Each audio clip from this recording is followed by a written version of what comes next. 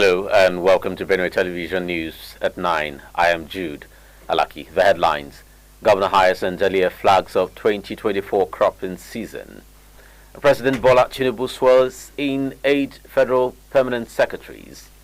And on the international scene, Ethiopian Prime Minister seeks end to conflict between Sudan's military and rapid support forces. The Benue State government has flagged off 2024 cropping season and distribution of subsidized fertilizer and other improved agricultural inputs to Benue farmers.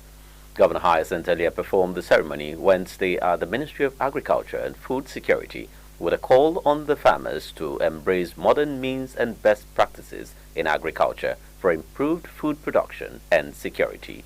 Correspondent Emmanuel Akula covered the flag off and brings us details.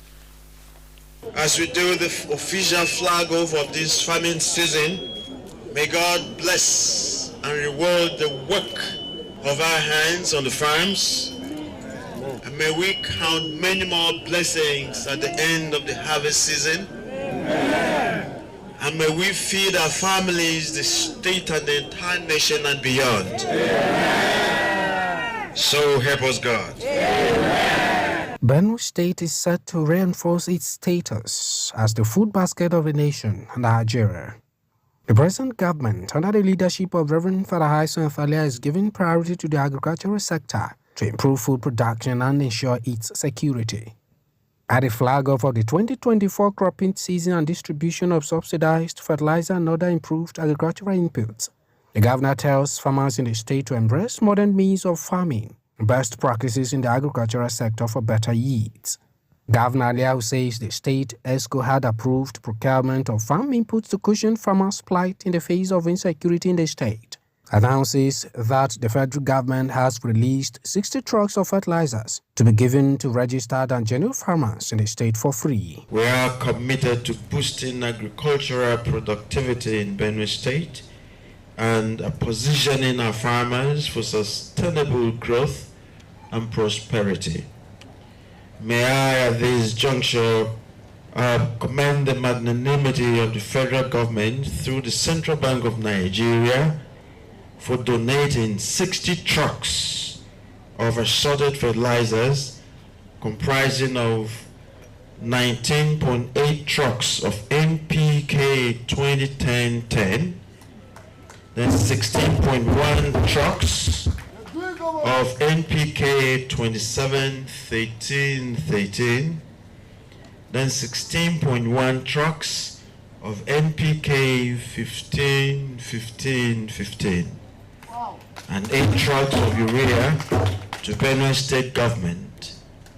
These inputs are meant to be given to registered, genuine and verifiable farmers to enhance food production in the state free of charge. Commissioner for Agriculture and Food Security, Professor Moses Ogbaji, confirms that with the support of the governor, the ministry has been fully mobilized to empower farmers in the state towards boosting food production. He mentions reactivation of the Benue State Fertilizer Company that is to begin production in the next 1 month as one of the major achievements of the present administration in the agricultural sector. Today, please take a stroll to the industrial estate and see our fertilizer blending plants. They are set to produce.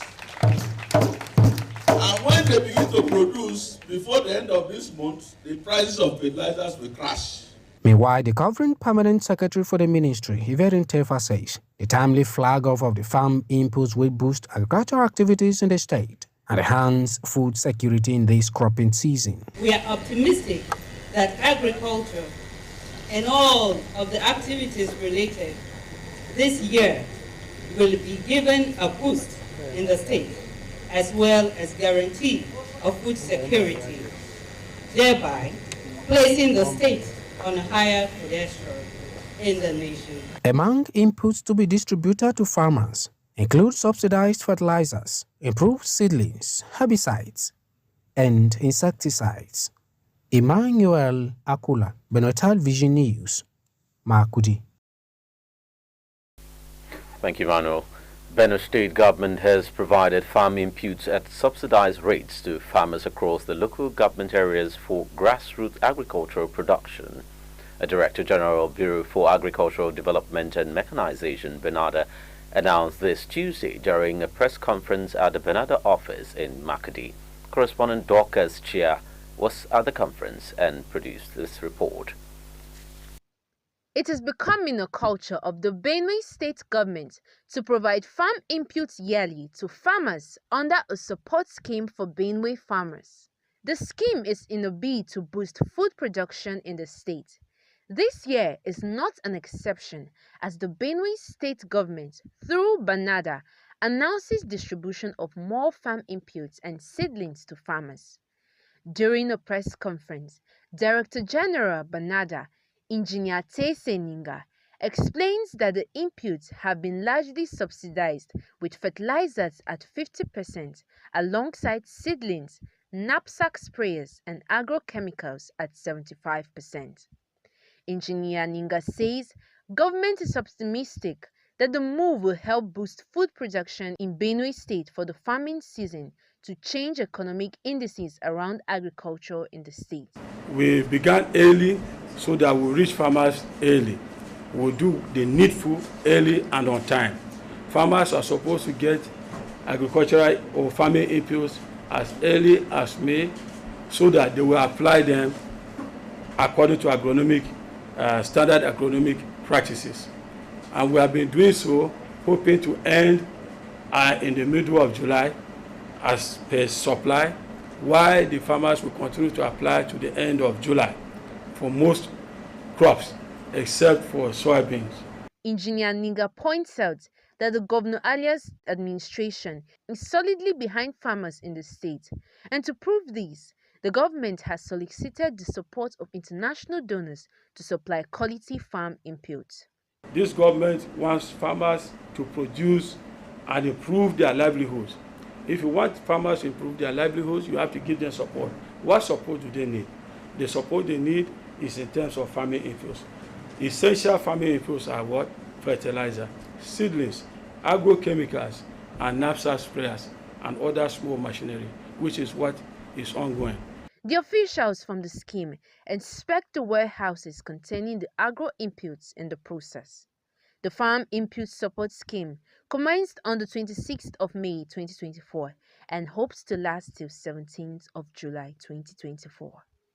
Dorcas Chia, Benue Television News, Makudi. The proposed University Innovation Pod Unipod Center to be established at the Benue State University, Makudi, is to be completed within 5 months. The United Nations representative Nathan Tomomaye on Wednesday at the Vice-Chancellor's Conference Hall says the Unipod Center would not only be completed but well equipped within the stipulated time. Manasseh Nongwachia has the report.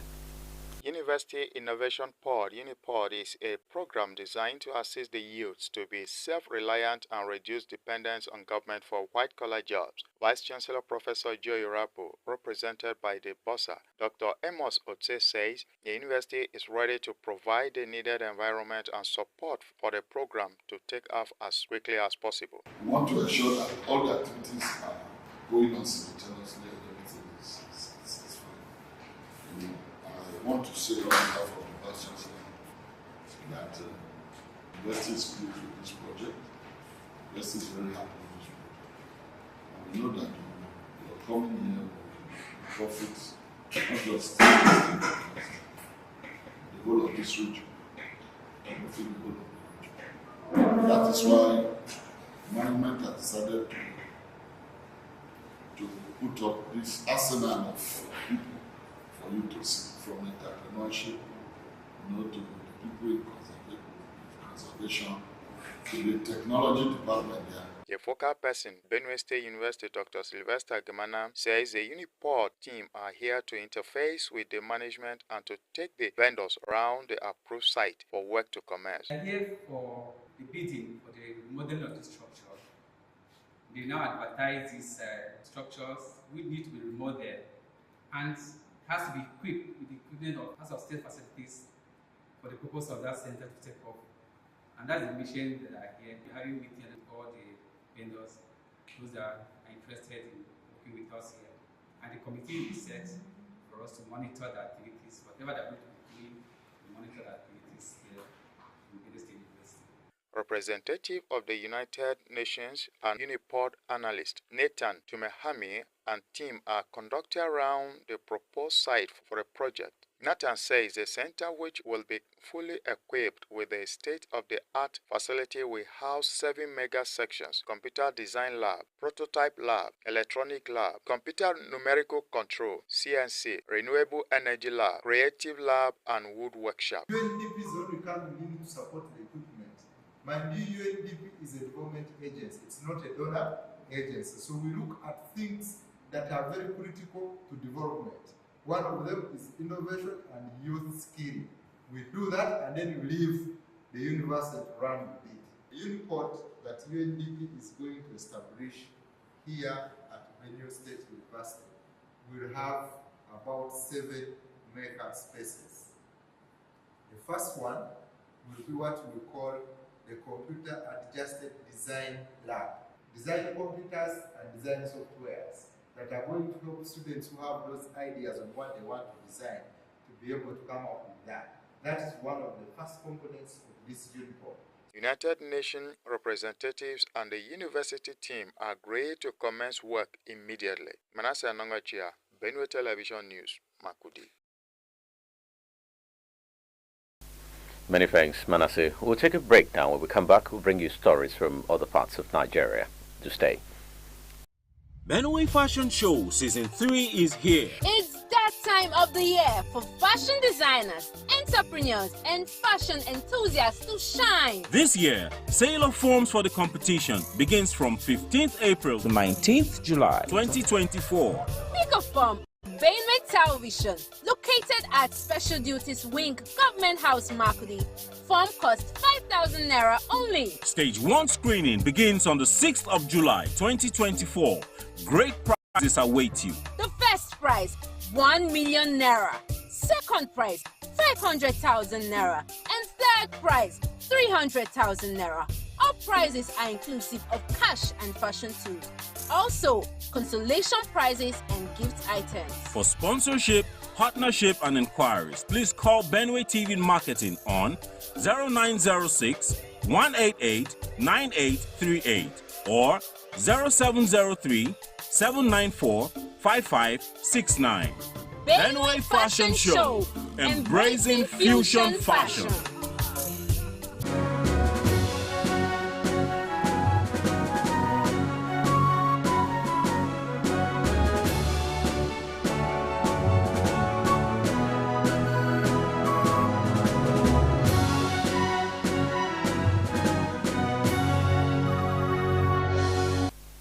Welcome. President Bola Tinubu has sworn in 8 federal permanent secretaries recently appointed to fill existing and impending vacant state and regional spaces. The president performed the swearing-in ceremony just before the commencement of the Federal Executive Council FEC meeting at the State House, Abuja. The swearing-in ceremony, conducted in 2 batches, was anchored by Special Advisor to the President on Media and Publicity, Ajuri Ngilali, who saw the citations of the new permanent secretaries recited one after the other. Those sworn in include Manso Humobong Okop from Akwa Ibom State, Obi Vitalis from Anambra State, Mahmoud Fatima from Bauchi State, and Danjuma Sanusi from Jigawa State. Others are Olusoya Olubumi from Ondo State, Mariam Ismaila from Zamfara State, Kujobi Ijoma for the Southeast, and Isopungo Christopher for the South-South.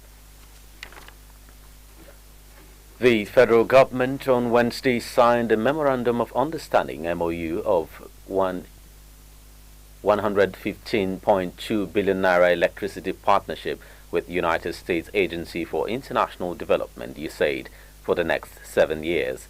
The MOU intends to launch and Power Nigeria, a new 115 billion naira program to support Nigeria's energy reforms and clean energy transition.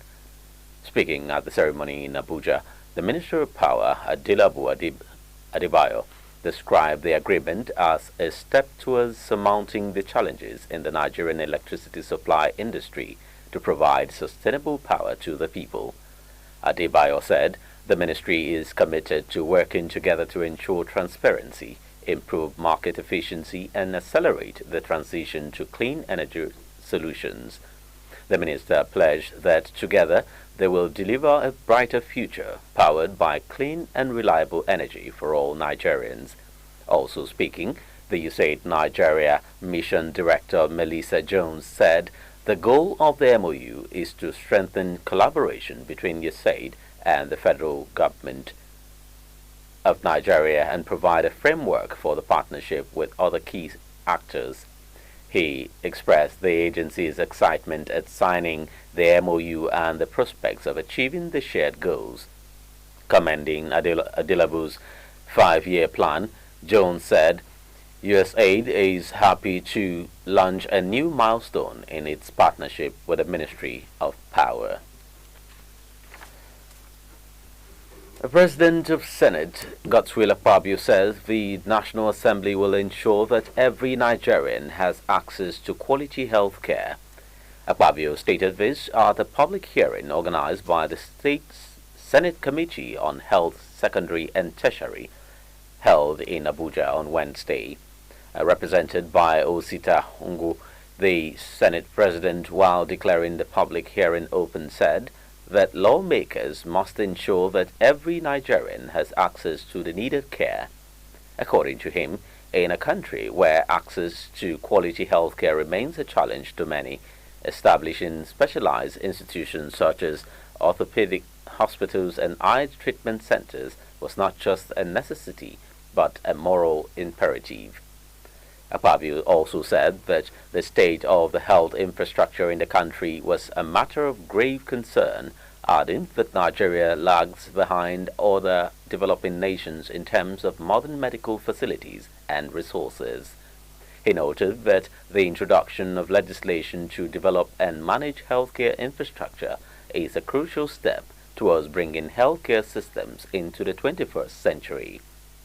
The Senate President stated that this will stimulate economic growth, foster interregional integration, and create job opportunities.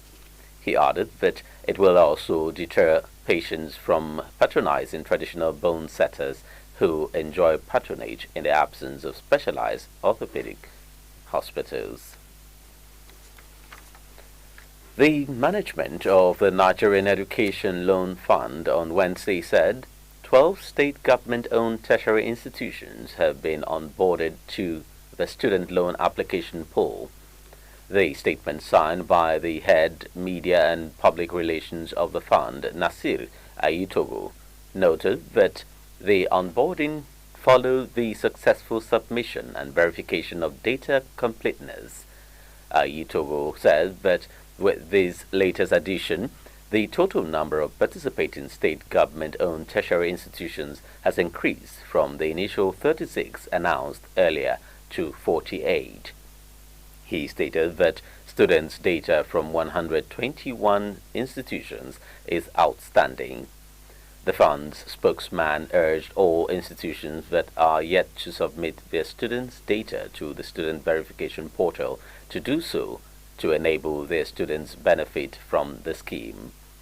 Ayitogo called on states whose data has been captured and successfully uploaded to urgently sensitize their students to apply in order to bring succor to students who are struggling financially and guaranteeing revenue to the institution. Let's now join Lois Yochom for business news. Over to you, Lois.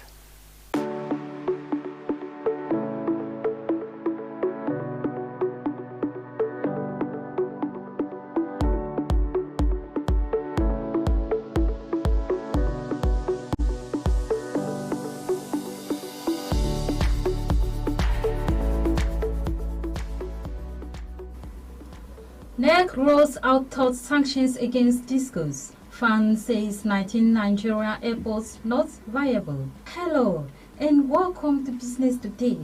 I am Lois Yotiong. The Nigeria Electricity Regulatory Commission has rolled out tough sanctions against discos that commit infractions capable of inflicting pain on consumers.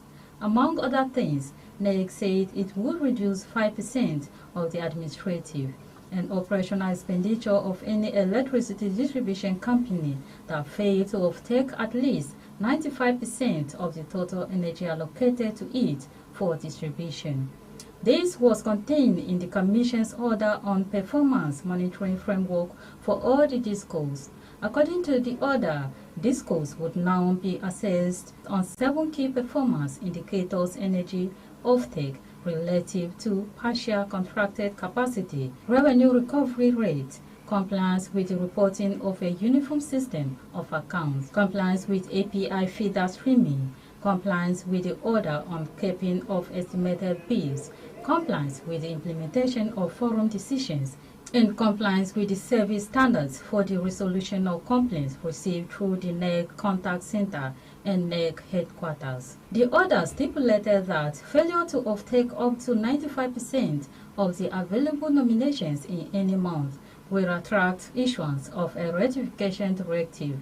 The Commission noted that the DISCO's inability to fully comply with all the KPIs contained in its order has led to the failure of the distribution companies to meet their operational obligations. Widespread customer dissatisfaction undermines their ability to uphold market discipline and endanger the long-term financial sustainability of the utilities. The imposition of the consequential regulatory intervention specified in this order shall not be construed as a limitation or foreclosure of the power of the Commission to impose any other enforcement sanction under the Electricity Act or any other regulatory instrument. The Managing Director of the Federal Airport Authority of Nigeria, Olubimi Kuku, has stated that only 3 out of 22 airports under its management are profitable and contributed largely to the growth of the aviation sector.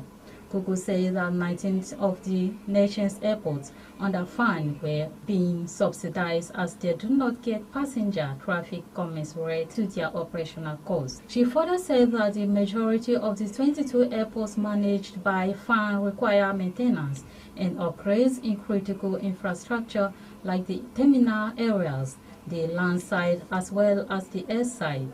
The revelation by the FAN MD tallies with findings by earlier reports that only 4 out of over 30 airports in the country are economically viable, contributing to 557 trillion naira to foreign trade in 51 months. The 4 airports, which include Nnamdi Azikiwe International Airport, Murtala Mohammed Airport, Kano and Port Harcourt, contributed a sum of 529.68 billion naira in total exports and 5.05 trillion naira in imports between January 2020 and March 2024. These statistics indicate that most airports are not economically viable to support foreign trade, despite plans by various state governments to commence construction of airports purportedly to attract trade. She also mentioned that FAN was working closely with the international organizations such as the International Air Transport Association and the Federal Minister of Aviation to enhance domestic and international routes expansions. Kuku also noted that there were ongoing initiatives aimed at developing Nigeria and transforming specific airports within the country into transit hubs. Kuku emphasized the importance of prioritizing activities like trade, manufacturing, and tourism to boost airport traffic. That's it on Business Today. Many thanks for watching. I am Lois Yotiong. Do stay tuned for the rest of the bulletin.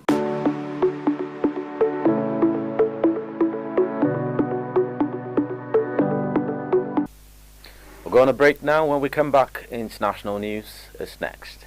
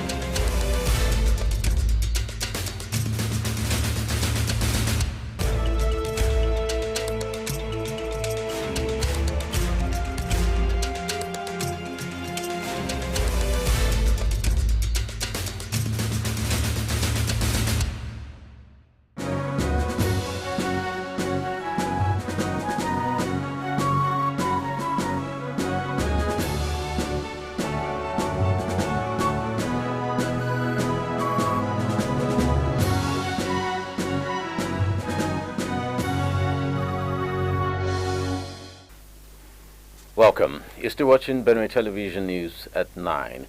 For stories on the international scene, Ethiopian Prime Minister Abiy Ahmed has met Sudan's Armed Forces Chief General Abdel Fattah al-Burhan as regional and world powers seek an end to the conflict between the military and paramilitary Rapid Support Forces (RSF). Sudan has been racked by war since April 2023, when fighting erupted between forces loyal to al-Burhan and the RSF led by his former deputy, Mohamed Dagalo. Ahmed's visit to the Red Sea coastal town of Port Sudan, where the army-aligned government is based, is the highest-level state visit since the start of the conflict, which has threatened to destabilize the region, displaced millions of people, and created the world's largest humanitarian crisis. Sudan's Sovereign Council, in a statement, said that the meeting was a testament to the depth of relations between the two countries. The council said that al-Burhan briefed Ahmed on what he called the crimes and atrocities committed by the RSF as part of its rebellion against the state and its institutions. Both sides have been accused of committing war crimes by United Nations officials and international rights groups. Observers say al-Burhan's camp has largely shunned East African mediation attempts to end the war, accusing regional leaders of siding with the RSF. The United Nations Refugee Agency UNHCR said an estimated 10 million people have been forcibly displaced in Sudan since the war broke out, while about 7.7 million people are displaced internally. More than 2 million have fled to neighboring countries. According to the Integrated Food Security Phase Classification (IPC), Sudan is facing the worst food crisis in its history, with more than 755,000 people facing catastrophe in 10 out of 18 states. A court in Moscow has issued an arrest warrant for the widow of Russian opposition leader Alexei Navalny on charges of extremism. The charges brought against Yulia Navalnaya, who lives outside Russia, in absentia, are to do with her alleged participation in an extremist society. Navalny was Russia's most significant opposition leader of the past decade. He died in February in an Arctic Circle jail. Russian authorities said he died of natural causes, but his widow said Navalny had been tortured, starved, cut off, and killed by Russia's President Vladimir Putin. Navalny had been serving 19 years on extremism charges that were widely seen as politically motivated. The Moscow court ruled that Navalnaya, who has vowed to continue the work of her husband, should be remanded in custody. The decision means she would face arrest if she set foot in Russia. According to analysts, the charges may be linked to a Moscow court ruling in June 2021, which outlawed 3 organizations linked to Navalny, labeling them extremist. Navalnaya was unable to attend her husband's funeral in March. She has since met a number of Western leaders, including United States President Joe Biden. This month, she was elected to chair the U.S.-based Human Rights Foundation, a non-profit organization working to promote and protect human rights across the world. She has vowed to use her role to step up the struggle her husband fought against Russia's president. The Israeli military says it hit a Hezbollah site deep inside Lebanese territory, the latest in a volley of strikes between the two sides. In a post on Telegram on Wednesday, Israel's military said the attack targeted one of the Lebanese group's air defense systems near the central village of Janta, which is located about 79 kilometers from the capital, Beirut. This marks a deeper than usual incursion into Lebanese territory, where most of the attacks have so far been confined to the south. Israel's Air Force also attacked a Hezbollah air defense site in the southern town of Barachit and a weapons depot in the Kfar Kila area. The spate of strikes comes a day after Israel and Hezbollah traded fire in Syria and the Golan Heights. A Hezbollah official who spoke to newsmen said one of the victims was a former bodyguard of the group's leader, Hassan Nasrallah. According to Israeli police, in retaliation, Hezbollah fired rockets at an Israeli military base in the Golan Heights, killing 2 people. According to a professor in conflict and humanitarian studies at Qatar Foundation's Hamad bin Khalifa University, Sultan Barakat, while there have been nearly daily attacks between Hezbollah and Israel since the start of the Gaza war, they are still part of a policy of deterrence towards each other. And Barakat added that Israel has demonstrated to Hezbollah what it's capable of doing by attacking Gaza, and Israeli ministers have repeatedly threatened to do to Lebanon what they have done to Gaza. Let's now take a look at the weather report just before we conclude.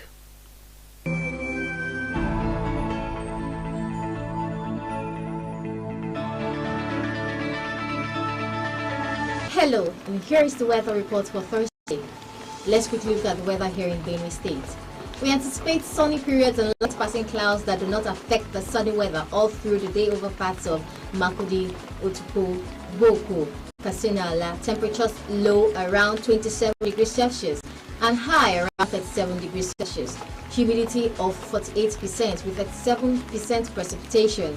We envisage several clouds but also several good sunny periods during the day in the Federal Capital Territory, with risk of rain falling and thunder outbreaks at the end of the evening towards the night hours.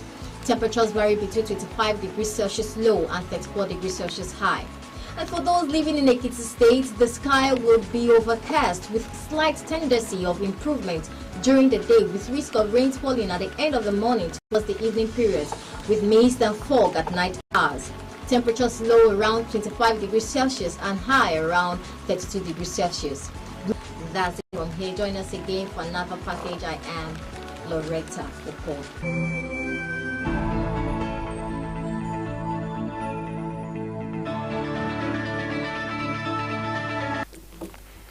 Many thanks, Loretta. That's the size of the package for today. Many thanks for your attention. My name is Jude Alaki. Have a good day.